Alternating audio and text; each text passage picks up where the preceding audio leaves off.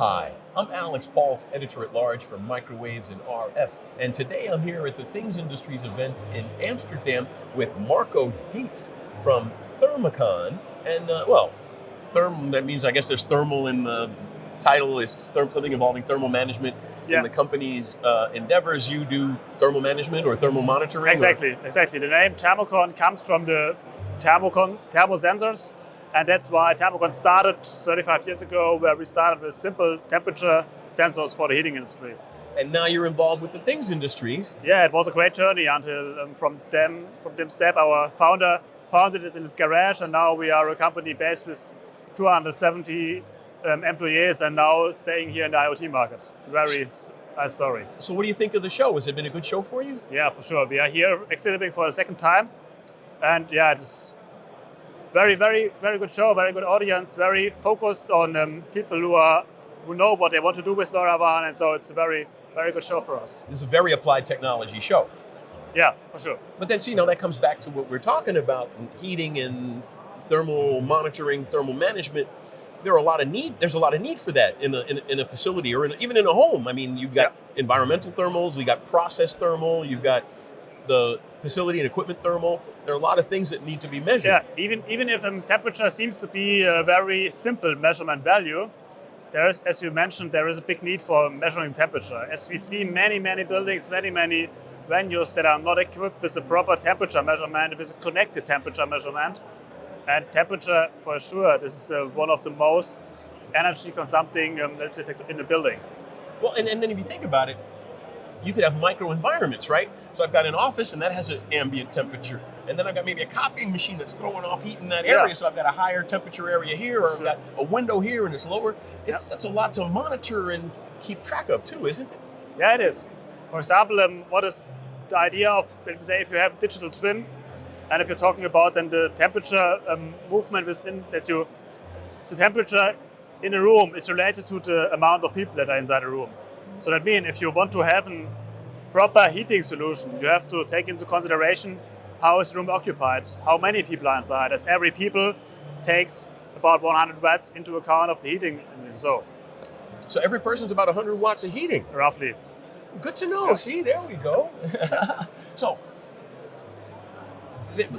But because there are regions, micro-regions, macro-regions, how do you address that in the thermal management aspect? In other words, I come to you and I'm a client and I need help.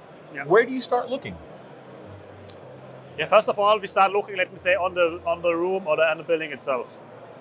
Or that if you have, let me say, a floor plan where you see, okay, which rooms are located in which area. If you have a wall that is an outside wall, then it's more important to take this into consideration. If you have a wall that is a room that is totally surrounded by other rooms. So it's a complete different behavior within this room. And that's something you have to address with a smart sensor solution, with a smart regulation solution. So now, tell me a little bit about the sensor series. It's a series of modules, or is it a one-size-fits-all module? How do you deploy your solution? Yeah, we deploy it in different ways. We started, let me say, with a multi-compact sensor, which is able to measure the temperature and humidity, which is so slim that you can put everywhere without that you see it. So it's very slim. Inobtrusive would be a good word, yeah. Hard to see. Yeah, hard to see. Sometimes it's necessary that you don't see a sensor. The other part then is that we have a more high quality design sensor that looks nice and that addresses the inside architects, that you don't have to put a white box on the wall. Sometimes the sensor has to look nice. And this is then our second approach. And as third approach, we try to change, let me say, the existing radiator valve with LoRaWAN radiator valves that you can then do a real regulation with LoRaWAN. So now, when I think about deploying thermal sensors, just the deployment is also a variable, right? Because if I put it low in the room, there's different temperatures depending on how high up and down I'm in the room. And how do you address those issues?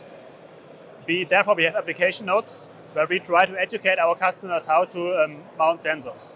And that's a good point that you mentioned, as we see in the LoRaWAN world the trend to multi-usage sensors.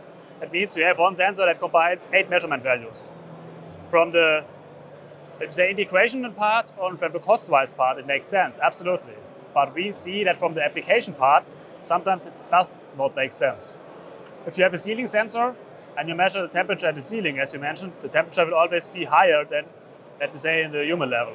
And so we have, there is a recommendation, especially in Germany, based on some laws, that says, okay, a room sensor should be mounted in a height of 120.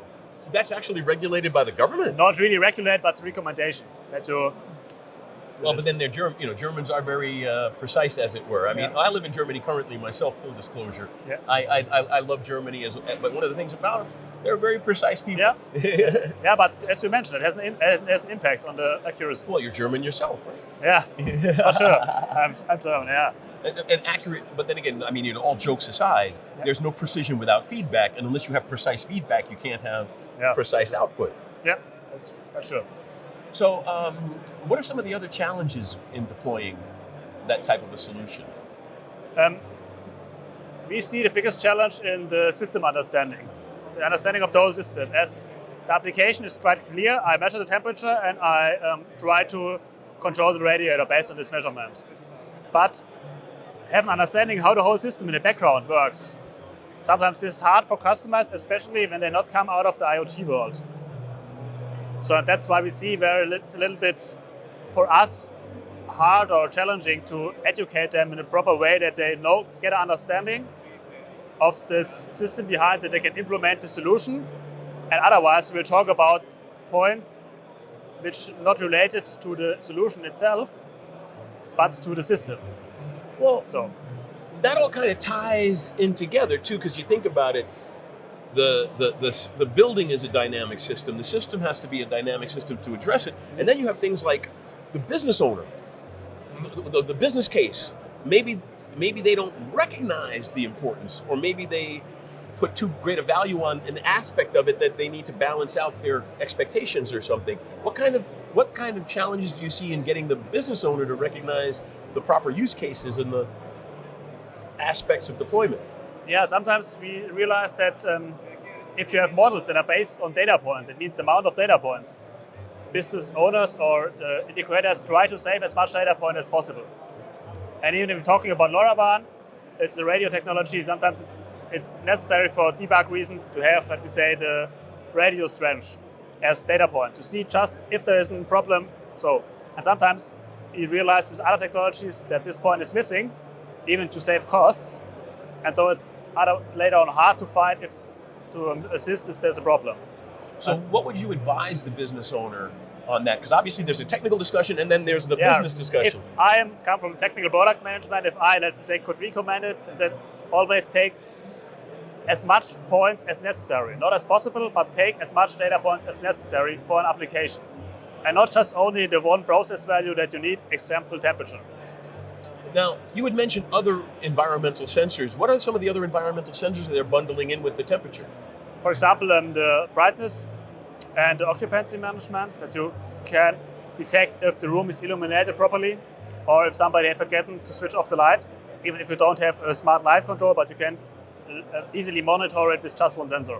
Well, you were saying the number of people tie into thermal, so couldn't the occupancy sensor talk to the thermal management and say, hey, there are a lot of people in this room, that's why it's so hot?